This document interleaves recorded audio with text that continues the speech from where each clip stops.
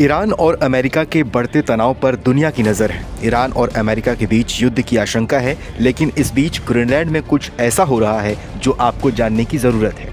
Greenland में अचानक जो हुआ उसने अमेरिका के होश उड़ा दिए हैं। दरअसल ट्रंप ग्रीनलैंड पर कब्जे की फिराक में हैं, लेकिन ट्रंप के प्लान को फेल करने के लिए 6 देशों की सेनाएं ग्रीनलैंड पहुंच गई हैं। ग्रीनलैंड को लेकर एक्सपर्ट्स जिसका डर जता रहे थे, वैसा ही कुछ होता हुआ नजर आ रहा है। ग्रीनलैंड को किसी बाहरी खतरे से बचाने के लिए नाटो देश एक्टिव हो गए हैं।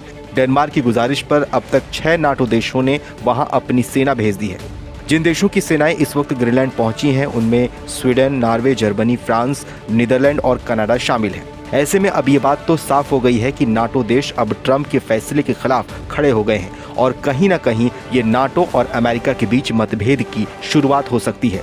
ट्रंप ने अमेरिका की सुरक्षा का डर दिखाते हुए ग्रीनलैंड पर कब्जे की धमकी दी थी। इसके साथ साथ उन्होंने दावा किया था कि रूस और चीन ग्रीनलैंड का फायदा उठा सकते हैं। ट्रंप का ग्रीनलैंड पर कब्जे को लेकर एक के बाद एक बयान के बाद डेनमार्क और ग्रीनलैंड ने अपने सहयोगियों के साथ मिलकर ग्रीनलैंड और उसके आसपास के क्षेत्रों में अपनी सैन्य उपस्थिति बढ़ाना अब शुरू कर दिया है। इस कड़ी में सबसे पहला ऐलान स्वीडन की तरफ से हुआ था। स्वीडन के प्रधानमंत्री ने कहा था कि उनका देश डेनमार्क के अनुरोध पर ग्रीनलैंड में सैन्य कर्मियों को भेज रहा है। बताया गया था कि ऐसा डेनमार्क के सैन्य अभ्यास ऑपरेशन आर्कटिक एंड्योरेंस के लिए किया जा रहा है। इन देशों के बाद जर्मनी ने भी अपने सैनिकों को ग्रीनलैंड में भेजने का ऐलान कर दिया है। जर्मनी की सेना ग्रीनलैंड में एक सैन्य ड्रिल करेगी। ऐसे में ये बात तो अब साफ नजर आ रही है कि ग्रीनलैंड पर कब्जे को लेकर नाटो में दरार पड़ सकती है और इसके लिए ट्रंप को अपने पुराने सहयोगियों से भी टकराना पड़ेगा।